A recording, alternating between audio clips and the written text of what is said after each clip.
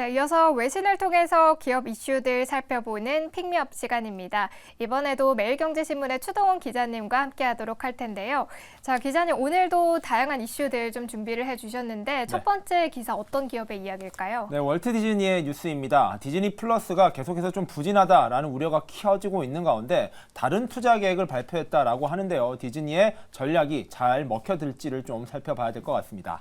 네, 어떤 기사 나왔는지 좀 자세하게 살펴보시죠.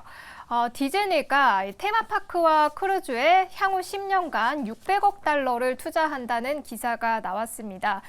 이렇게 보시는 것처럼 디즈니의 대규모 투자 계획이 발표가 됐는데요.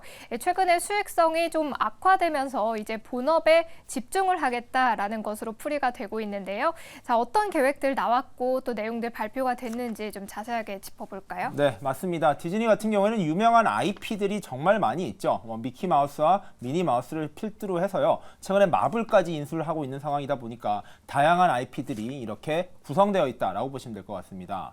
기존에 이 애니메이션에서 시작을 해서요. 이게 지금 IP를 바탕으로 한 디즈니 플러스라고 불리는 OTT 시장까지 컨텐츠 사업을 활발하게 펼쳐나가고 있는 것. 이게 바로 컨텐츠 사업이라고 보시면 될 것 같고요. 또 월트 디즈니가 하고 있는 또 하나의 사업의 핵심축이 바로 오프라인 사업입니다. 바로 여러 가지 놀이공원과 여기와 관련된 리조트들 등을 같이 운영을 하고 있는데 이 오프라인에서 발생하는 매출도 상당히 크다라고 보시면 될 것 같은데요. 사실 최근엔 코로나가 계속 심각해지면서 이러한 오프라인 매장에서의 매출보다는 온라인, 이러한 OTT를 통한 매출이 많았다라고 보시면 될 것 같은데 이제 코로나가 끝나가는 상황에서 그리고 OTT 시장까지 좀 부진한 영향이 계속해서 커지는 상황이 이어지자 디즈니 쪽에서 결단을 내렸다라고 보시면 될 것 같습니다. 자, 향후 10년간 테마파크와 제품 부분에 대한 투자를 대규모로 확대하겠다라는 공시가 나왔다라는 것인데요.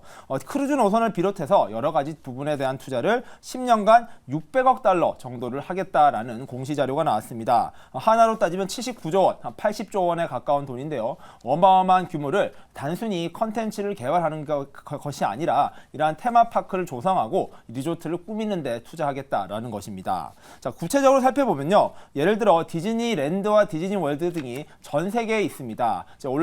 올란도에 있는 게 바로 디즈니월드고요. LA라든지 홍콩 등지에는 디즈니랜드들이 있죠. 이곳에다가 새로운 컨셉의 여러 가지 리조트 그리고 테마파크를 만든다라는 겁니다. 지금 잘 없는 것이 무엇이냐면 겨울왕국을 컨셉으로 한 디즈니랜드에 리조트는 없다고 합니다. 그렇다 보니까 전체 분위기를 겨울왕국으로 완전히 뒤덮은 리조트를 만들고요. 그리고 마블의 대표적인 IP죠.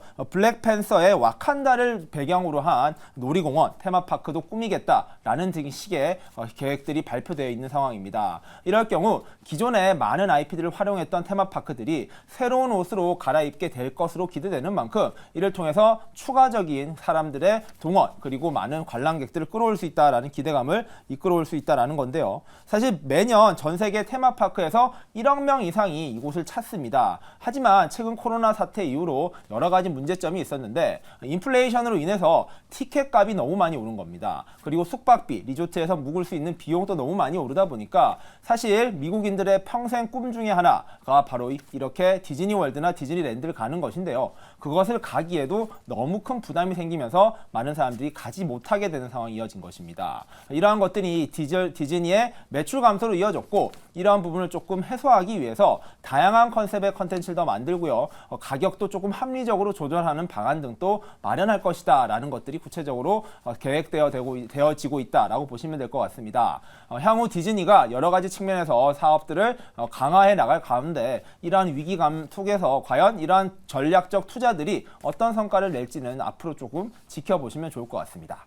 네, 다양한 컨셉들의 테마파크 저도 기대가 되는데요. 자, 이렇게 첫 번째 기사로 디즈니가 테마파크와 또 크루즈에 대규모 투자에 나선다는 소식 함께 정리를 해봤고요. 자, 이어서 두 번째 기사 확인해 보시죠. 이번엔 어떤 기업 이야기일까요? 네, 반도체 개발 기업입니다. 세계적인 컴퓨터 제작사였죠. 바로 인텔의 이야기인데요. 인텔이 최근에 이 주도권을 다른 기업에 많이 뺏긴 분위기였습니다. 대표적으로 생성형 AI 기술의 선두주자 엔비디아가 치고 나오면서 이 반도체의 대장주였던 인텔이 힘을 못 쓰고 있는 상황인데요.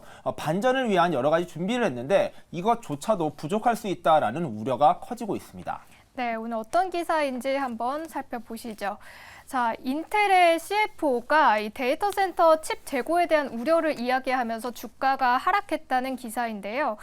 간밤에 인텔이 개발자 포럼을 열고 이 CFO의 기조연설을 진행을 했습니다. 그런데 이렇게 재고에 대한 우려를 표현하면서 주가에도 영향을 미쳤는데요. 오늘장에서도 인텔 주가가 하락을 하고 있습니다. 자, 어떤 이야기 나왔는지 좀 자세하게 살펴볼까요? 네, 인텔이요. 이번에 인텔 이노베이션 2023이라고 불리는 개발자회를 개최했습니다. 많은 기업들이 기술과 관련돼 있는 여러 가지 행사를 여는데요. 연례 컨퍼런스 형식으로 연 행사, 바로 인텔도 이번에 개최를 했다라고 보시면 될 것 같습니다. 당연히 인텔이 신제품을 발표하고 좋은 소식을 전하려고 연 행사인데 몇 마디 잘못했던 발언들이 오히려 발목을 잡으면서 약간 좀 머쓱한 상황이 발생했다라고 보시면 될 것 같습니다. 자, 이날 인텔은요, 1.8 나노급 공정을 적용한 인텔 18A라고 불리는 웨이퍼의 시제품을 깜짝 공개했습니다. 자, 인텔의 기술력이 굉장히 뛰어나다라는 것을 보여줄 수 있는 이 기술을 보여줬다라고 보시면 될 것 같은데요. 이러한 것들에 대한 기대감이 높은 반면에 오히려 우려는 더욱 커진 상황이 이어지고 있습니다. 여러 가지 문제점이 적용됐는데요. 먼저 앞서 말씀드렸던 이 최신 기술이 제대로 적용이 할 수 있을 것인가, 작용될 수 있을 것인가에 대해서 좀 많은 우려가 키워져 있습니다.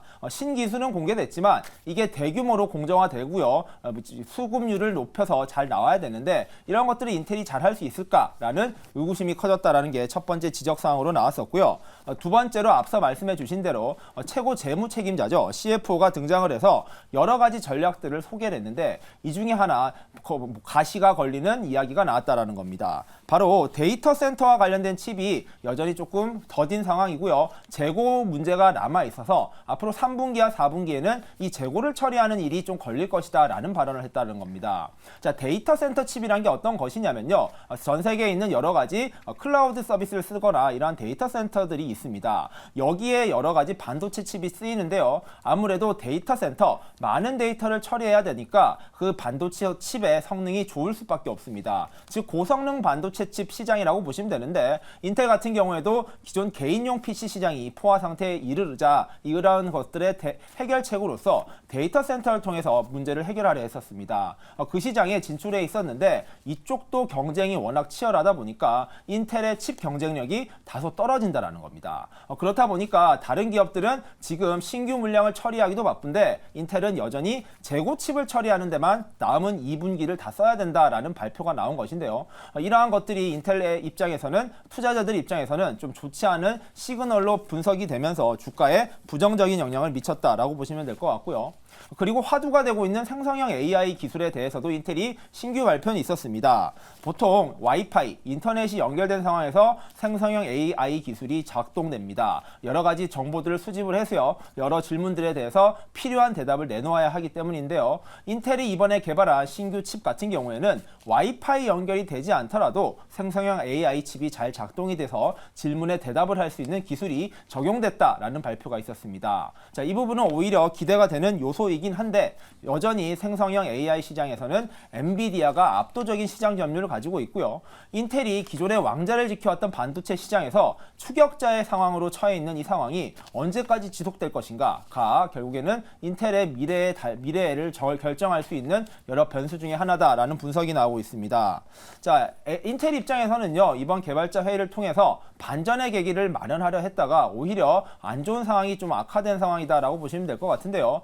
그럼에도 불구하고 인텔이 계속해서 기술 경쟁력을 뽐내고요. 미국을 중심으로 한 반도체 시장의 성장을 주도할 수 있을지 계속해서 지켜보시는 게 중요할 것 같습니다.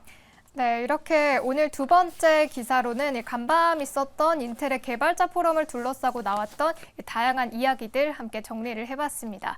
자, 이어서 마지막 기사 확인을 해볼 텐데요. 이번에는 어떤 이야기일까요? 네, 이번에는 인도네시아로 한번 떠나보려고 합니다. 광물 이야기라고 보시면 될 것 같은데요. 이 이야기가 개별 기업에 영향을 미치는 게 아니라 미국과 관련된 여러 국가를 대표하는 기업들에도 파급력을 크게 미칠 것으로 보이는 뉴스가 나왔습니다. 네, 어떤 뉴스인지 확인해 보시죠.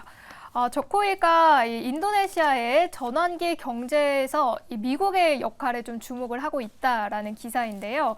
자, 인도네시아와 미국이 광물 협정 체결을 추진하고 있습니다. 이 안에는 미국의 IRA법 수혜를 받을 수 있는 이 준 FTA국 자격에 대한 내용들도 포함이 될 것으로 전망이 되고 있는데요. 이 기사 내용 자세하게 살펴볼까요? 네, 맞습니다. 지금 뉴욕에서요, 유엔 총회가 열리고 있습니다. 그렇다 보니까 각국의 정상들이 뉴욕으로 향해서 여러 가지 일들을 하고 있습니다. 어제도 저희가 일론 머스크가 여러 각국의 정상들을 만나고 있다라는 소식을 전해드렸는데, 이번엔 인도네시아 대통령이 직접 언론과 미국 언론과의 인터뷰를 통해서 향후 미국과의 관계가 긍정적으로 갈 것이다라는 신호를 밝혔습니다. 이게 재미있는 뉴스가 되고 있는 이유는요, 인도네시아가 가지고 있는 굉장히 경쟁력 있는 힘 때문입니다. 바로 인도네시아는 전 세계에서 니켈이 가장 많은 국가라고 보시면 될 것 같은데요.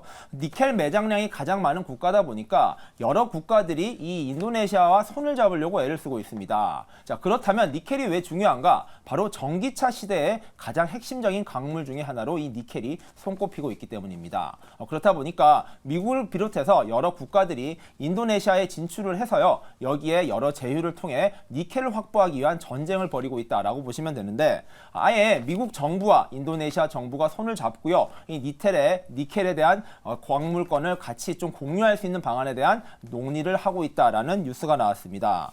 일단 11월에 이 조 바이든 대통령과 조코이 대통령이 회담을 추진하고 있는 상황입니다. 즉 정상회담이 예정되어 있는 상황이고요. 이에 앞서서 조코이 대통령이 관련 내용을 조금 흘렸다라고도 보실 수 있을 것 같은데요. 자, 인도네시아는 동남아에 있는 핵심적인 나라입니다. 특히 문제는요, 이 중국과 거리가 가깝다 보니까 중국과의 밀월 관계도 굉장히 주목받고 있다는 것인데요. 인도네시아 입장에서는 각국의 러브콜이 쏟아지는 가운데 어떤 전략을 택할지가 굉장히 중요해지는 뉴스입니다.